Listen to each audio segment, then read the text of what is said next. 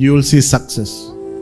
మీరు ఎప్పుడైతే దేవునికి విధేయులై ఉంటారో విధేయత ఫలం మీ జీవితంలో విజయాన్ని చూస్తారు. మోషే తన చేతులు ఎత్తి ప్రార్థన చేస్తుంటే గొప్ప జయాన్ని చూశాడు. ప్రైజ్ ది లార్డ్, హల్లెలూయా. సాధ్యమైనంత వరకు మీకు ఏ పని అప్పగించినా సేవకులు చేయటానికి ఇష్టపడండి. ఆమేన్, హల్లెలూయా.